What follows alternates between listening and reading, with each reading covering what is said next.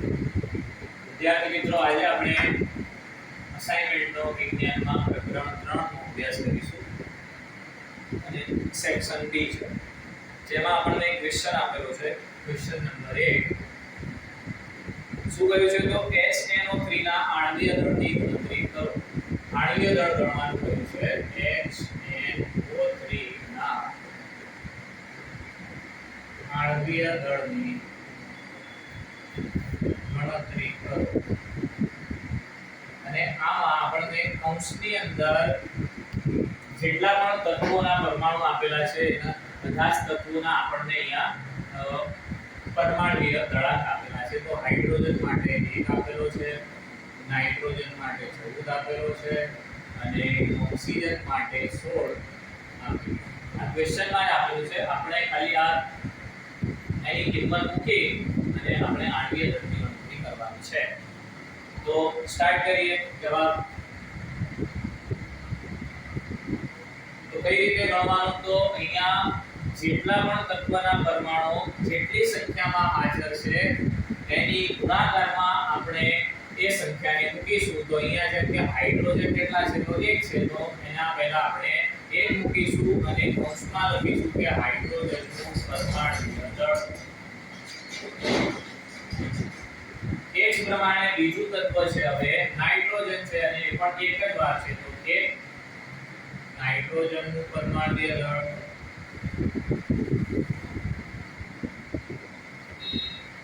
Plus એટલે જેટલા પણ તત્વો છે એ જ્યારે તત્વનો પરમાણુ બદલાશે ત્યારે એની વચ્ચે સરવાળાની નિશાની આવશે. હવે છેલ્લે ઓક્સિજન વધે છે અને ઓક્સિજનના અહીંયા પરમાણુ આપણને આપવામાં આવેલા છે 3, તો એનો 3 ગુણાકારમાં અને અંદર કયું તત્વ છે તો ઓક્સિજન, તો ઓક્સિજનનું પરમાણુય દળ.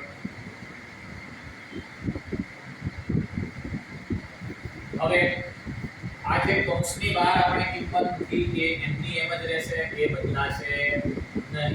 તો એ એમનો એમ હાઇડ્રોજનનું પરમાણુય દળ આપણે લખ્યું છે કે હાઇડ્રોજનની જગ્યાએ લખવાનું છે 1 1 એમનો એમ નાઇટ્રોજનનું પરમાણુય દળ આપણને આપેલું છે કૌંસની અંદર લખવાનું છે 14 પ્લસ કૌંસની બહાર જે વેલ્યુ આપેલી છે એ એમની એમ એ જેવી મૂકવાની છે. O નું પરમાણુય દળ તો O માટે લખવાનું છે 16, બરાબર છે. તો હવે ગુણાકાર 1 ગુણ્યા 1 1 1 અહીંયા 14 1 14 અહીંયા 16 તરી 48. તો સરવાળો થશે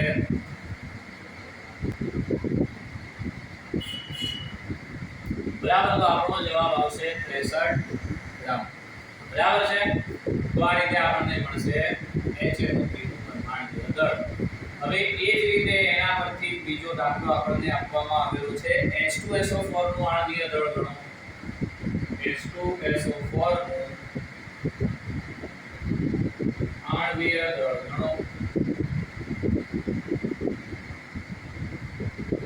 જેમાં હાઇડ્રોજન 1, સલ્ફરનો આપણને પરમાણુ દળાંક આપવામાં આવેલો છે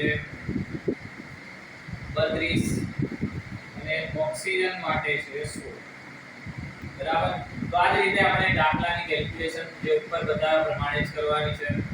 તો સૌપ્રથમ આપણને હાઇડ્રોજન 2 આપવામાં આવેલા છે, તો 2 કૌંસની અંદર હાઇડ્રોજનનું પરમાણુય દળ પ્લસ તત્વોનો પરમાણુ બદલાય છે, સલ્ફર એક જ છે, તો 1 કૌંસની અંદર સલ્ફરનું પરમાણુય દળ પ્લસ તત્વ બદલાય છે, ઓક્સિજન 4 છે, કૌંસમાં ઓક્સિજનનું પરમાણુય દળ.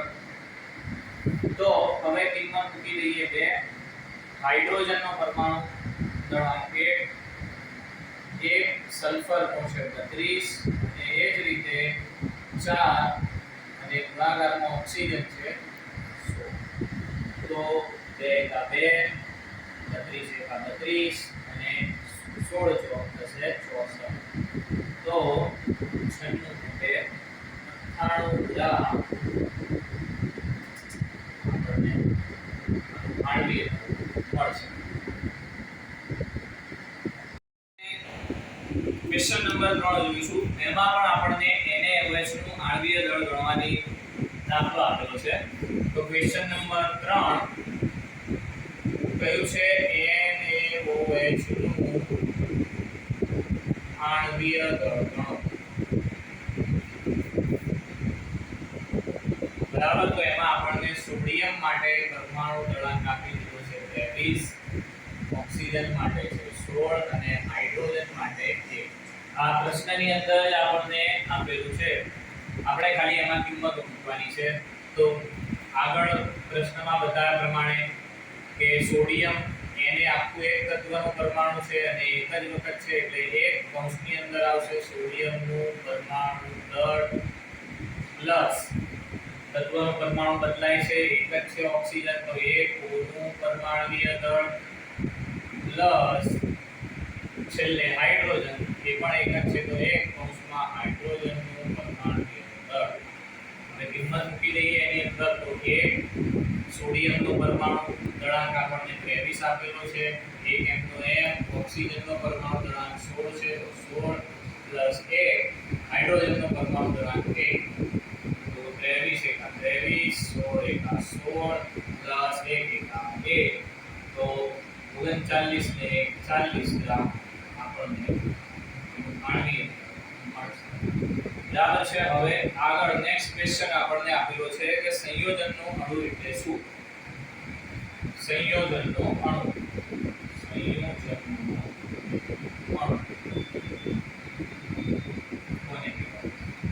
તો કોઈ રાસાયણિક સંયોજન આપણને આપેલું હોય તેમાં સંયોજનમાં કયા કયા તત્વના પરમાણુઓ આપેલા હોય એ તત્વના પરમાણુને સંયોજનનો અણુ કહેવામાં આવે છે. તો કોઈ રાસાયણિક સંયોજનમાં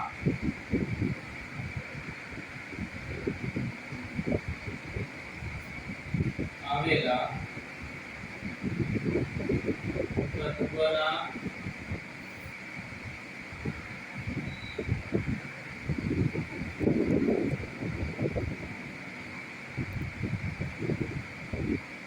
પરમાણુને સંયોજનનો અણુ કહે છે. તો ઉદાહરણ તરીકે પાણીનું ઉદાહરણ લઈએ H2O આ સંયોજનનો અણુ. હવે એમાં કયા તત્વના પરમાણુ આવેલા છે તો હાઇડ્રોજન છે, H એટલે હાઇડ્રોજન, O છે તો O એટલે ઓક્સિજન, પછી બીજું ઉદાહરણ આપણે લઈએ એમોનિયા NH3 તો NH3 ની અંદર N એટલે નાઇટ્રોજન તથા હાઇડ્રોજન H એટલે H આપેલું છે એટલે આવશે હાઇડ્રોજન. બરાબર છે.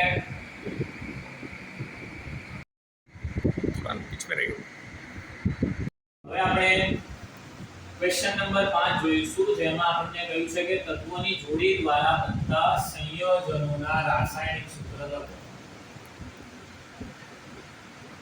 રાસાયણિક સૂત્ર લખવાના. જેમ કે આપણે પાણી માટે લખીએ ને કે H2O, એમોનિયા માટે NH3 એ રીતે હવે અહીંયા નામ આપેલા છે, બે અલગ અલગ તત્વના પરમાણુ આપેલા છે. આ બંને પરથી આપણે રાસાયણિક સંયોજન બનાવીએ અને સૂત્ર આપવાનું. જો હાઇડ્રોજન આપવામાં આવેલું છે તો હાઇડ્રોજન માટે એની સંજ્ઞા છે એ આપણે લખીએ છીએ H. સલ્ફર માટે એની સંજ્ઞા લખવામાં આવે છે S. હવે હાઇડ્રોજનની સંયોજકતા 1 છે, સલ્ફરની સંયોજકતા 2 છે. પછી શું કરવામાં આવે છે તો એમની સંયોજકતાનો ચોકડી ગુણાકાર કરવામાં આવે છે. તો સૂત્ર બનશે H નો ગુણાકાર 2 સાથે થશે તો H2, S નો ગુણાકાર 1 સાથે થશે એટલે S. તો આપણું રાસાયણિક જે સૂત્ર બનશે બંને માટે એ H2S બનશે. હવે બીજી જોડી આપણને આપવામાં આવી છે સોડિયમ અને ઓક્સિજન. સોડિયમ અને ઓક્સિજન. તો બંને માટે આપણે કદાચ પ્રથમ તો સંજ્ઞા લખવી પડશે. તો સોડિયમ માટેની સંજ્ઞા આપવામાં આવેલી છે Na અને ઓક્સિજન માટેની સંજ્ઞા છે O. હવે સોડિયમની જે સંયોજકતા છે એ 1 છે અને ઓક્સિજનની સંયોજકતા એ 2 આપવામાં આવેલી. તો ચોકડી ગુણાકાર કરીશું તો Na નો ગુણાકાર 2 સાથે એટલે બનશે 1 અને ઓક્સિજનનો ગુણાકાર 1 સાથે એટલે બનશે O. તો આપણું જે રાસાયણિક સૂત્ર છે સોડિયમ અને ઓક્સિજન માટે એ બનશે Na2O. બરાબર છે? ઓકે. નંબર 6 આપવામાં આવેલો છે કે નિશ્ચિત પ્રમાણનો નિયમ લખો. નિશ્ચિત પ્રમાણનો નિયમ લખો અને ઉદાહરણ સહિત સમજાવો.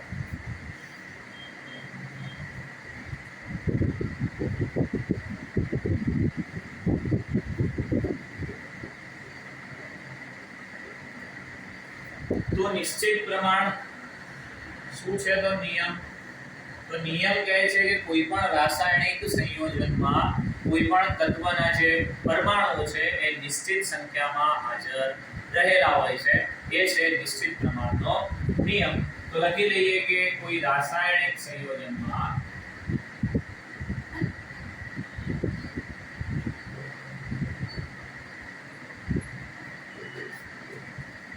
તત્વના પરમાણુઓ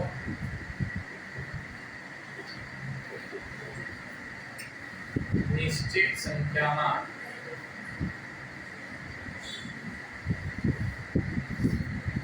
હાજર હોય છે. તો હવે ખબર કઈ રીતે પડે? તો એના માટે આપણે ઉદાહરણ સમજીએ. તો એમાં ઉદાહરણ માટે આપણે પાણીનું ઉદાહરણ લઈએ. H2O માટે પાણી. તો પાણીની અંદર આપણે બંનેના પરમાણુય દળ પરથી બંનેનો ગુણોત્તર ચેક કરીએ તો અહીંયા હાઇડ્રોજન માટે ગેસ ગુણોત્તર ચેક કરીએ છીએ તો જેમ અને પછી ઓક્સિજન માટે O. હવે હાઇડ્રોજન માટે પરમાણુ દળાંક છે 1 અને ઓક્સિજન માટે છે 16. હવે પાણીમાં જોઈએ તો હાઇડ્રોજન 2 આપેલા છે એટલે એનો ગુણાકાર થશે 2 સાથે. બંને ગુણોત્તર છે તો 2 થી 16 કટ થાય એટલે 2 કા 16. તો અહીંયા વધે છે 1 વચ્ચે જેમ અને અહીંયા વધે છે 8.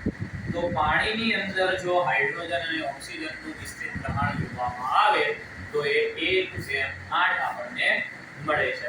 એ જ રીતે જો બીજું ઉદાહરણ જોઈએ આપણે તો એમોનિયા એટલે કે NH3 એમોનિયા માટે આપણે ઉદાહરણ જોઈએ. બીજું ઉદાહરણ તો એમાં નાઇટ્રોજન અને હાઇડ્રોજનનો ગુણોત્તર જોઈશું. તો નાઇટ્રોજન જેમ નાઇટ્રોજન બંનેના પરમાણુ દળાંકનો ગુણોત્તર લઈશું. તો નાઇટ્રોજન માટે છે પરમાણુ દળાંક 14, હાઇડ્રોજન માટે 1 છે અને હાઇડ્રોજન છે 3 તો ગુણાકાર થશે 3.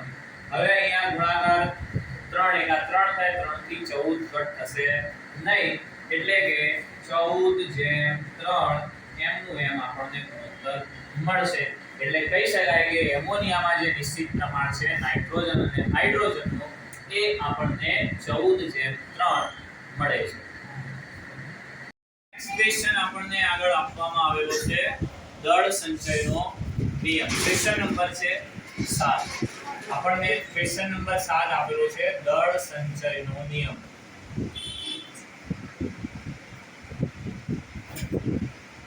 તો દળ સંચયનો નિયમ શું છે કે કોઈ રાસાયણિક પ્રક્રિયા થતી હોય તો એના પ્રક્રિયા થયા પહેલા જે આપણે જે એના પ્રક્રિયકો લઈએ છે એનો દળાંક લેવામાં આવે અને જો રાસાયણિક પ્રક્રિયા થયા પછી જો એનો દળાંક ગણવામાં આવે એટલે કે નિપજોનો તો બંનેનો જે દળાંક છે એ સમાન મળે છે.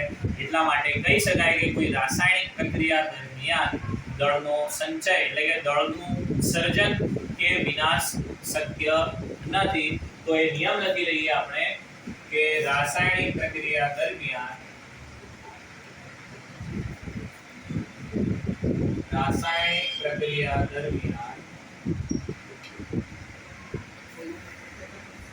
દળનું સર્જન કે વિનાશ શક્ય નથી. તો આપણે જે વિધાન છે ઉદાહરણ દ્વારા પણ રાસાયણિક પ્રક્રિયા દ્વારા પણ સમજી લઈએ તો પાણી જે બને છે એની રાસાયણિક પ્રક્રિયા લખીએ આપણે ઉદાહરણ માટે તો H2 એટલે કે હાઇડ્રોજન અને ઓક્સિજન મળીને બને છે પાણી. સમીકરણ સંતુલિત કરવા માટે ઓક્સિજન અહીંયા 2 તો હાઇડ્રોજન 2 નું 4 તો અહીંયા 2 તો આ સમીકરણ સંતુલિત. હવે જો બંને તરફ જો રાસાયણિક પ્રક્રિયામાં આ વચ્ચે જે આપવામાં આવેલો છે એરો છે તો એરોની જે ડાબી તરફ લેવામાં આવે છે એને પ્રક્રિયકો કહેવામાં આવે છે અને એરોની જે જમણી તરફ આપણને મળે છે એ નિપજ છે. તો હવે પ્રક્રિયકો અને નિપજનો આપણે પરમાણુ દળાંકની ગણતરી કરીએ તો હાઇડ્રોજન આપણને અહીંયા 2 2 ને 4 આપવામાં આવેલા છે. 4 શું આપવામાં આવેલા છે? હાઇડ્રોજન અને પ્લસ અહીંયા ઓક્સિજન આપવામાં આવેલા છે 2 ઓક્સિજન. તો ટોટલ એનું આણ્વીય દળ 4 હાઇડ્રોજન એટલે કે 4 હાઇડ્રોજન માટે પરમાણુ દળાંક 1 છે, 2 ઓક્સિજન માટે છે 16. બરાબર છે. હવે ગુણાકાર તો 4 એકા 4 16 32 તો 32 ને 4 થશે 36 ગ્રામ એટલે કે પ્રક્રિયકો આપણે લીધા 36 ગ્રામ. નિપજ તરફ આવી જઈએ તો નિપજમાં 2 નો ગુણાકાર આખા H2O સાથે છે એટલે કે અહીંયા હાઇડ્રોજન 2 નું 4 છે તો 4 હાઇડ્રોજન પ્લસ ઓક્સિજન નો ગુણાકાર 2 સાથે તો 2 ઓક્સિજન. બંનેના પરમાણુ દળાંક મૂકી દઈએ તો હાઇડ્રોજન માટે 1 2 ઓક્સિજન માટે 16 છે. હવે ગુણાકાર તો 4 એકા 4 16 2 ને 32 તો 32 ને 4 36 ગ્રામ. તો બંને સાઈડ આપણે જોઈએ તો બંનેના જે પરમાણુ દળાંક છે અથવા તો આણ્વીય દળાંક કહીએ બંનેના આણ્વીય દળાંક આપણને પ્રક્રિયકો અને નિપજના બંને તરફ સમાન મળે છે. તો તેના પરથી દળ સંચયનો નિયમ આપવામાં આવેલો છે કે રાસાયણિક પ્રક્રિયા દરમિયાન દળનું સર્જન પણ થતું નથી કે એનો વિનાશ પણ થતો નથી જે છે પહેલા પ્રક્રિયા કર્યા પહેલા પણ અને પ્રક્રિયા થઈને પણ બંને સેમ રહે છે. બરાબર. તો એ છે દળ સંચય. નંબર 8 આપણને આપેલો છે કે નીચેના સંયોજનોના સૂત્ર લખો એટલે નામ આપવામાં આવેલા છે કે નીચેના સંયોજનોના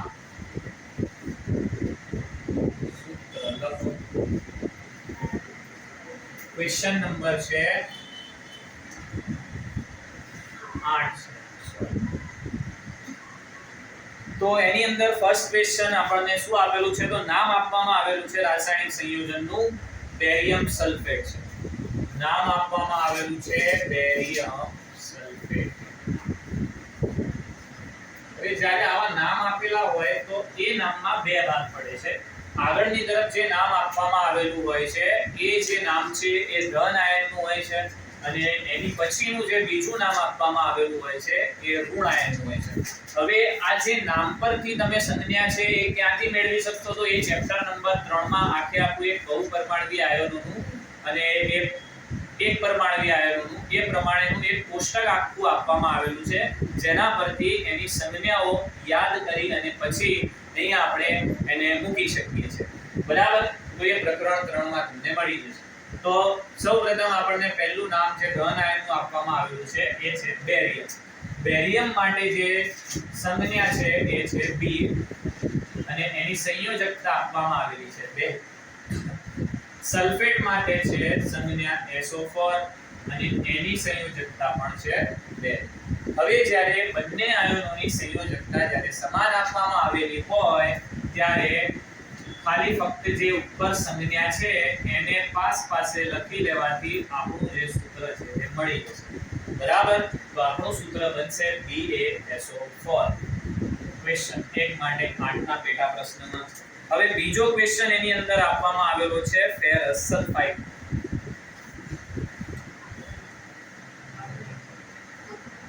ફેરસ સલ્ફાઇડ. તો ફેરસ સલ્ફાઇડ એટલે કે ફેરમ પરથી શબ્દ આપવામાં આવેલો છે અને ફેરસની જે સંયોજક એટલે કે એની જે સંજ્ઞા છે એ Fe છે અને સલ્ફાઇડ માટેની સંયોજક સંજ્ઞા છે S. ફેરસ માટે સંજ્ઞા છે Fe અને સલ્ફાઇડ માટે છે S. હવે સંયોજકતાની વાત કરીએ તો Fe ની 2 છે અને સલ્ફાઇડ ની પણ 2 આપવામાં આવેલી છે. બંનેની સંયોજકતા સમાન એટલે ખાલી બંનેને પાસે લખી લેવાના એટલે બનશે FeS ફેરસ સલ્ફાઇડ. બરાબર છે. તો આ આપણું રાસાયણિક સૂત્ર બનશે. હવે ત્રીજું આપણને આપવામાં આવેલું છે, ત્રીજું નામ આપણને આપવામાં આવેલું છે સોડિયમ સલ્ફાઇડ. સોડિયમ સલ્ફાઇડ એટલે આગળના આપણે પ્રશ્નોમાં જોઈએ તો અહીંયા પણ સલ્ફાઇડની સંજ્ઞા S છે, અહીંયા પણ સલ્ફાઇડ માટે S જ આવશે. તો સોડિયમ માટેની જે સંજ્ઞા છે Na છે, સલ્ફાઇડ માટેની છે S. સોડિયમ માટેની જે સંયોજકતા છે 1 છે, સલ્ફાઇડ માટે છે 2. હવે જ્યારે બંને સંયોજકતા અલગ અલગ હોય ત્યારે કરવાનું શું? ચોકડી ગુણાકાર કરવાનો સામસામે એટલે કે ક્રોસમાં. તો Na કેટલા છે? તો 2 સાથે ગુણાકારમાં છે એટલે આવશે Na2 અને S નો ગુણાકાર 1 સાથે થશે તો બનશે S. તો સોડિયમ સલ્ફાઇડ માટેનું આપણને રાસાયણિક સૂત્ર મળશે Na2S. હવે એની અંદર જે ચોથો ક્વેશ્ચન છે એલ્યુમિનિયમ સલ્ફાઇડ છે. તો ચોથો question aluminium sulphide. Aluminium sulphide તો સલ્ફાઇડ ફરીથી આવી ગયો. તો સલ્ફાઇડ માટેની આપણને સિમ્બોલ છે, સંજ્ઞા છે S છે. એલ્યુમિનિયમ માટેની જે સંજ્ઞા છે Al છે. હવે બંનેની જે સંયોજકતા છે એની નીચે લખી દઈએ તો એલ્યુમિનિયમની સંયોજકતા 3 છે, સલ્ફાઇડની સંયોજકતા 2 છે. બંનેની સંયોજકતા અલગ અલગ આવી તો બંનેનો શું થશે? ચોકડી ગુણાકાર. તો Al નો ગુણાકાર 2 સાથે છે એટલે Al2. હવે જ્યારે આપણે સામે ગુણાકાર કરીએ છીએ તો Al2 છે એટલે આ રીતે લખી શકતા નથી. આ રીતે લખાય તો ખોટું છે. બરાબર. તો આ રીતે લખાય નહીં. એ જે પણ ગુણકમાં આવે છે એને જે પણ સંજ્ઞા છે એની નીચેની તરફ મૂકવામાં આવે છે. તો Al નો ગુણાકાર થશે 2 સાથે અને તે જ પ્રમાણે જે સલ્ફાઇડ છે એનો ગુણાકાર થશે 3 સાથે તો મળશે S3. તો આ આપણું થયું એલ્યુમિનિયમ સલ્ફાઇડ.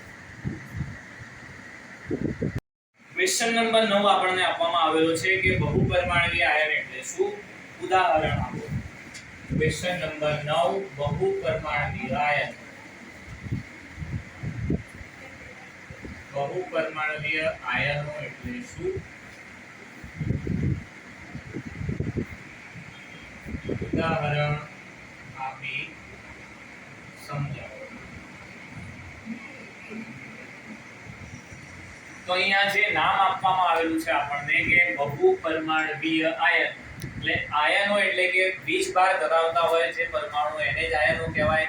એટલે વીજભાર ધરાવતા એક કરતા વધારે જે પરમાણુ આવેલા હોય તો એને બહુપરમાણવીય આયનો કહેવામાં આવે છે. તો એની વ્યાખ્યા લખી લઈએ કે વીજભાર ધરાવતા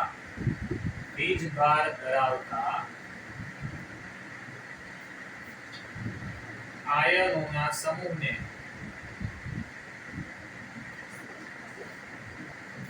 બહુપરમાણવીય આયન કહે છે.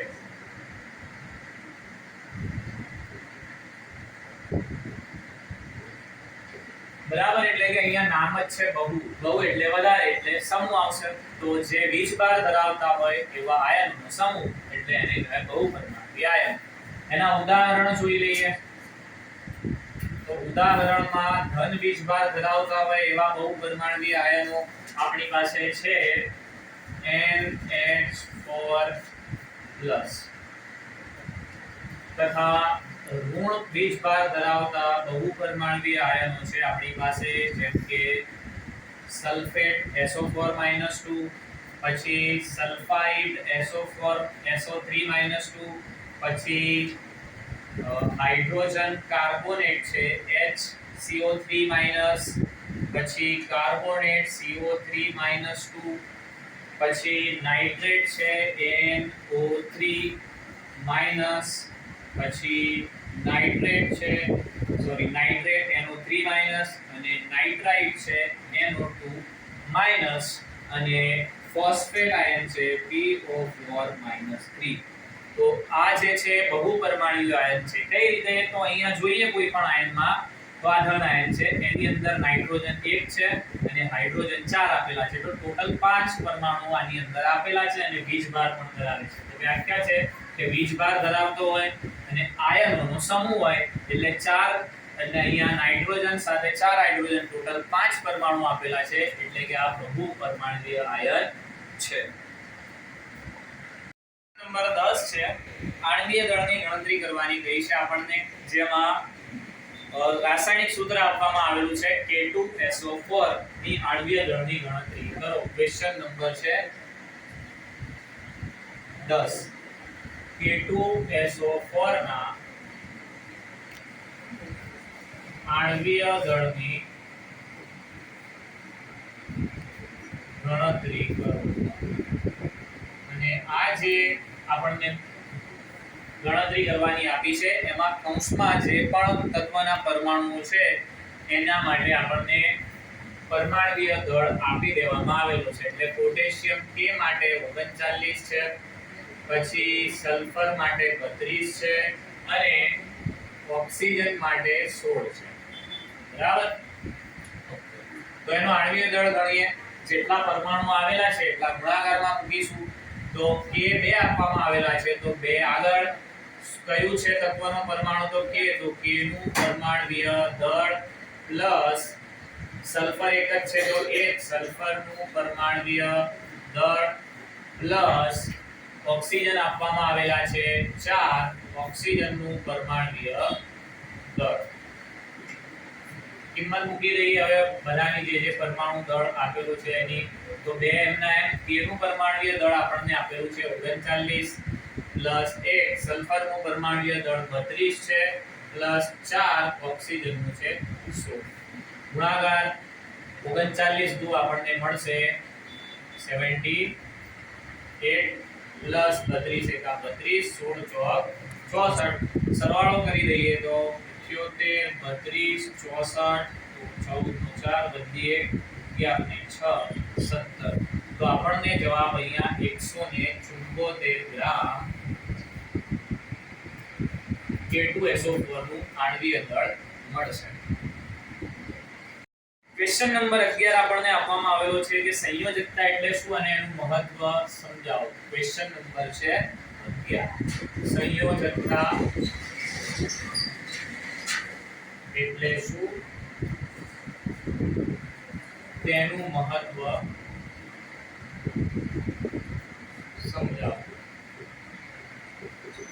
તો સંયોજકતા કોને કહેવાય? તો કોઈ એક તત્વ બીજા તત્વ સાથે કેવી રીતે સંયોજાશે એનું જે પ્રમાણ દર્શાવતું છે એને કહેવામાં આવે છે સંયોજકતા. તો એક તત્વની બીજા તત્વ સાથે સંયોજવાની જે ક્ષમતા છે એને એની સંયોજકતા કહેવામાં આવે છે. અને આ સંયોજકતાનું મહત્વ શું છે? તો સંયોજકતા પરથી કયા તત્વનો પરમાણુ કયા તત્વ સાથે જોડાશે એ આપણે નક્કી કરી શકીશું. એ એનું છે મહત્વ. તો લખી લઈએ એની વ્યાખ્યા. તો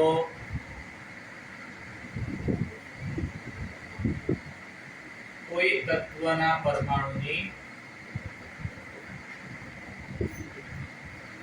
બીજા તત્વના પરમાણુ સાથે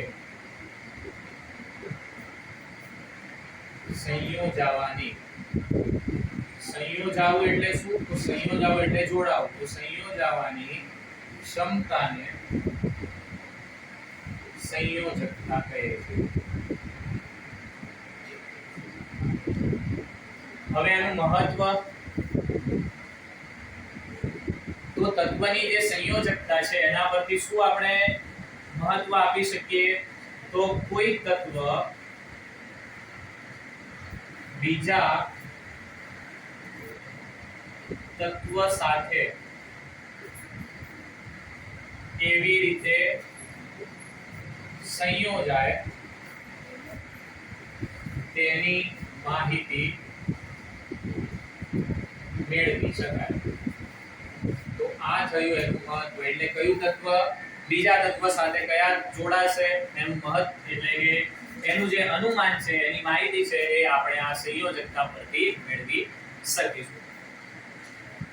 નંબર 12 આપણને આપવામાં આવેલો છે કે પાણી બનાવવા માટે આગળ આપણે નિશ્ચિત પ્રમાણમાં જોઈ ગયા એમ કે પાણીમાં જે એનું પ્રમાણ છે 1:8 હોય છે. હાઇડ્રોજન અને ઓક્સિજન માટે પ્રમાણ 1:8 છે.